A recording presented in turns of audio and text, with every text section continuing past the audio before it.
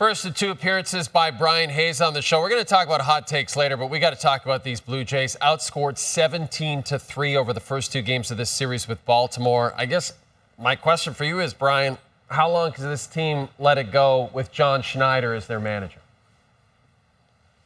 Well, I think, honestly, this is an admission that the management just simply did not put a good enough team together. And that's why I don't think they're going to move off John Schneider necessarily, Jay, because I don't think it's on Schneider. I don't think he's done a great job. I don't think anyone within the organization has done a great job. But this is on Ross Atkins and Mark Shapiro. This team isn't good enough. They're not talented enough. They had issues last year that they simply didn't address. And they moved off Charlie Montoyo less than 2 years ago.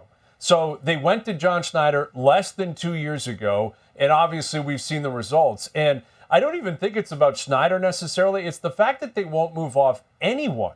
Mm-hmm. Guillermo Martinez has been their hitting coach for years. They will not move off him. They were anemic last year at the plate, and they brought him back. Then they obviously brought in Mattingly last year. What did they do this year? Came up with an offensive coordinator role, which I don't recall hearing in baseball ever before. And I don't think the coordinator's working out. I don't think Donnie Baseball's bringing a lot to the table either. It's the fact that it's just stale. It's stale at the plate. It's stale on the mound. It's stale in the front office. And I'm not sitting here advocating for John Schneider as one of the all-time great major league managers, but I think in a lot of ways, Jay, he's handcuffed.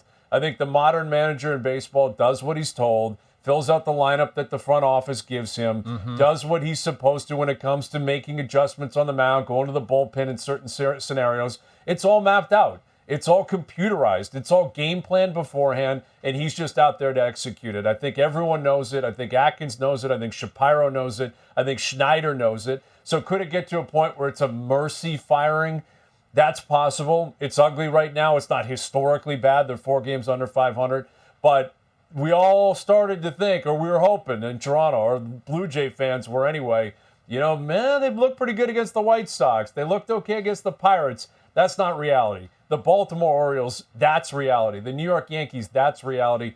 And the reality is the Jays are nowhere close to those teams, and it's not because of John Schneider. It's because of the roster and the front office. And let's stay with the front office then, Bryan.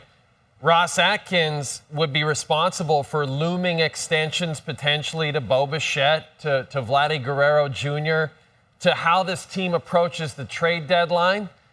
Can ownership allow Atkins to be the guy making those decisions at this point based on the team you see on the field right now?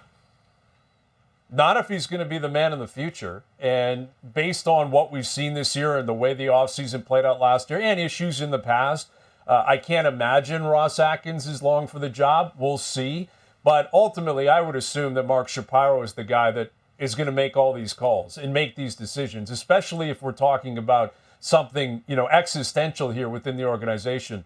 Jay, in other words, are they going to throw up the white flag and really start trading pieces and reload or retool? I can't imagine a full-blown, tear it down rebuild that would take years. It's possible. It could be on the table. I think it would be more than likely that they would try to retool on the fly and move off certain pieces, and that's going to be on Mark Shapiro.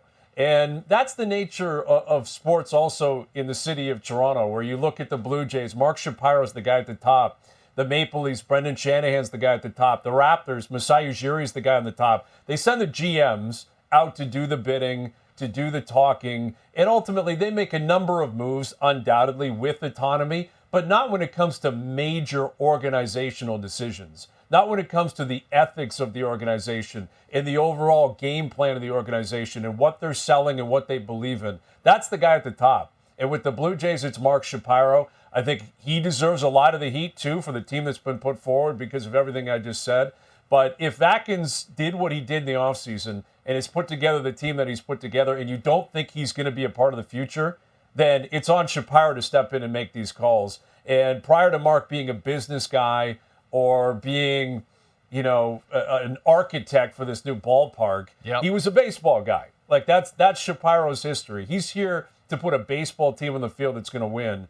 And I think it's about that time that he steps in and makes these calls. And if it continues to go south, they're not going to have a choice. They're going to have to sell at the trade deadline. And there's going to be some really, really difficult decisions going forward. because the fans aren't happy. The team's not that good. I can't imagine ownership's that happy. Mark Shapiro's in tough here. He's going to have to make a call in the next month and a half, and it may not be one that he ever saw coming a year or two ago.